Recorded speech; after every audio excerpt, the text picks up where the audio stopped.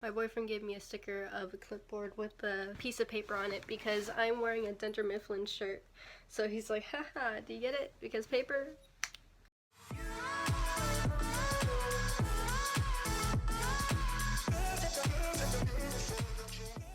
Hello, hi, it's Jaden, and I wanted to talk about why I stopped going to my gender therapist. Now, I've had good, bad, horrible, really triggering, and therapists that should probably not be therapists. This one was good and bad, definitely more bad.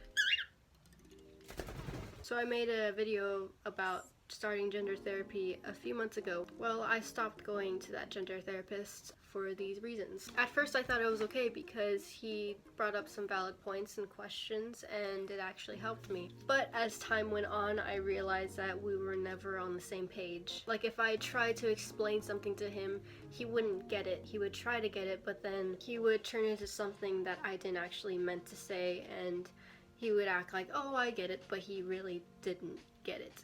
And so it was kind of annoying trying to, spill out my things, because every appointment it was just deeper and deeper into this hole of like, well, you think that this is my situation, but this isn't actually how I perceive it. Another thing is that I feel like he judged me a lot. And so what I need from a therapist is that I would tell him something and they would absorb it and validate me. It's like, okay, I understand what you're going through, here's some validation. They obviously need to judge you, but his level of judgment was like very uncomfortable. He would make these faces and stuff, and it was just not something that I felt comfortable with. My foot is asleep, fast asleep. Oh my god.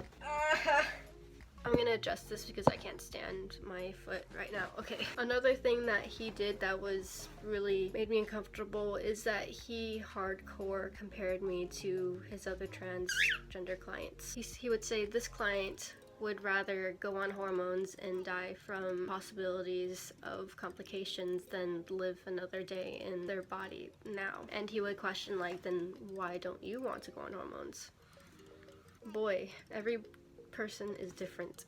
He made me feel that if you're trans, then you have to be exactly one way, and because I didn't fit that way, he made me feel really invalid. He questioned if I really even was trans, as if I wasn't questioning myself even more. I went there to get help, but in turn I got the opposite. After a while, I questioned why I'm still going to him, but the reason why I stopped was because last session, it's as if like he took everything that he thought that he knew and pretty much like spewed out on me. Last appointment, he pretty much said, maybe your gender identity is a fad because I don't want to go on hormones right away, because the amount of dysphoria I had didn't break me and into going on hormones right that second. You don't meet all the check boxes of being trans. Because my mom stopped me and changed my mind on going on hormones, because I'm too scared of the changes right now, since change really messes me up if it's too drastic, because I'm scared of the complications that hormones might bring, because I'm just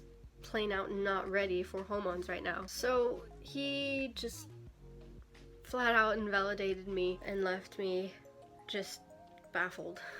After that, I wanted to go back in and clarify some things, and like not tell him off, but say that you can't put me into a box because every trans person is different, and just because I don't meet the criterias of your other trans clients doesn't mean that I'm less trans than them. But he never called back, so meaning he just doesn't want to see me again, and I don't want to see him again, so it just works out. So that's why I don't really go to my gender therapist anymore, because all he did was invalidate me.